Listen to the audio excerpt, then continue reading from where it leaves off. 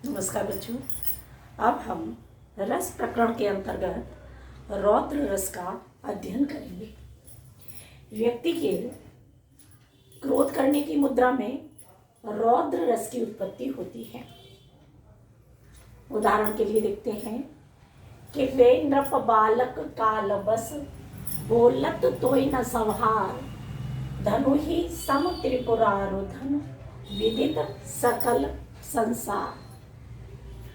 प्रस्तुत दोहे में गोस्वामी तुलसीदास जी ने उस समय का वर्णन है इसमें कि जब सीता जी के स्वयंवर में शिव जी के धनुष के टूट जाने पर परशुराम जी अत्यधिक क्रोधित होते हैं और वह कहते हैं कि वे नृप बालक कालवश, हे नृप बालक, हे राजकुमार, मुझे लगता है तू काल के वशीभूत हो गया है।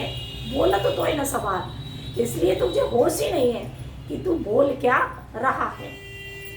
कि धनुई सम त्रिपुरारुधन विदित सकल संसार, कि जिस धनुष के विषय में संपूर्ण संसार जानता है, त्रिपुरारुधन, कि जिस शिव जी के विषय में, शिव जी के धनुष के विषय में संपूर्ण संसार जानता है, उसे तू एक धनुषिया कह रहा है। तो शिव जी के धनुष को धनुषिया कहने पर, यानी शिव जी के धनुष का अपमान करने पर वह क्रोधित हुए। आगे देखते हैं। स्थायी भाव, रौद्र रस का स्थायी भाव है क्रोध। आश्रय हुआ इसका परशुराम। आलम्बन है शिव जी का धनुष और उद्दीपन हुआ कि शिव धनुष का लक्ष्मण के द्वारा अपमान करना। अनुभाव, परशुराम का क्रोधित होना। और संचारी भाव है आवेग और परशुराम जी की उग्रता। और इससे आगे अब हम वीर रस को परिभाषा की दृष्टि से देखते हैं कि वीर रस उत्साह की अतिशयता में वीर रस होता है। अर्थात जब व्यक्ति के अंदर उत्साह की अधिकता होती है तो वहां पर वीर रस है। और यह उत्साह युद्ध के क्षेत्र में, कोई दान आदि का कोई प्रसंग आता है तो व्यक्ति के अंदर उत्साह का संचार होता है। धर्म आदि के लिए उत्साह का संचार होना, दीन दुखियों को, उनकी दुर्दशा को देख करके उन पर दया का आना, इन आदि क्षेत्र में हमारा वीर रस होता है। और वीर रस को अब उदाहरण के माध्यम से समझते हैं। देखिएगा, हे सारथे, हे द्रोण, क्या देवेंद्र भी आकर अड़े, है खेल क्षत्रिय बालकों का भी भेदन कर लड़े। मैं सत्य कहता हूँ सखे, सुकुमार मत जानो मुझे, यमराज से भी युद्ध को प्रस्तुत सदा मानो मुझे। प्रस्तुत पंक्तियों में आपने देखा कि इसमें उस समय का वर्णन है कि जब कौरव और पांडवों का जो युद्ध हुआ, उस युद्ध में चक्रव्यूह भेदन की जब रचना की गई तो अभिमन्यु के द्वारा कहा जा रहा है कि हे सारथी, हे द्रोण, क्या देवेंद्र भी आकर लड़े। आज मुझसे द्रोणाचार्य, क्या देवेंद्र भी यदि आकर के अगर अड़ जाए, लड़े, तो है खेल क्षेत्रीय बालकों का व्यूह भेदन कर लड़े। कि हम क्षत्रियों के लिए तो चक्रव्यूह का भेदन करना एक खेल के समान है।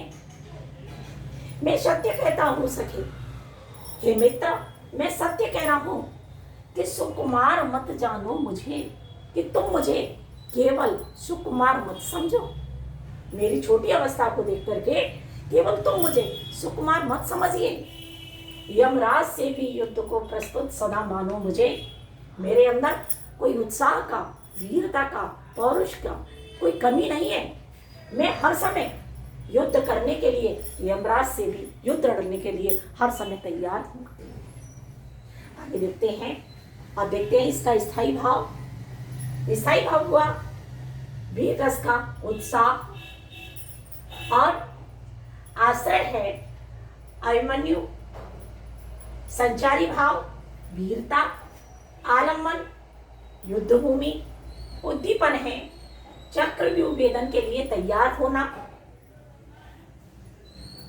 और अब इससे आगे हम भयानक रस, इसका अध्ययन करेंगे। यानी जहां भय की अधिकता हो वहां भयानक रस होता है। भयानक रस कहाँ होता है? कि जहां भय की अधिकता होगी। उदाहरण के माध्यम से देखेंगे कि एक और अजगर हिलक, एक और मृगराय, विकल बटोही बीच ही पड़ो मूर्छा खाए। आप अर्थ स्पष्ट है कि एक और अजगर हिलक, कि जो बटोही है, रास्तागीर है, वह देख रहा है कि एक और तो अजगर चर्प है और एक और मृगराय, और दूसरी तरफ शेर, शेर का दहाड़ना, शेर है। विकल बटोही बीच ही, और मध्य में जब उसने देखा बीच रास्ते में जो बटोही है, रास्तागीर है, वो देख रहा है, वह व्याकुल हो गया एकदम कि एक तरफ अजगर है और दूसरी तरफ सर्प अजगर सर्प है और दूसरी तरफ शेर है।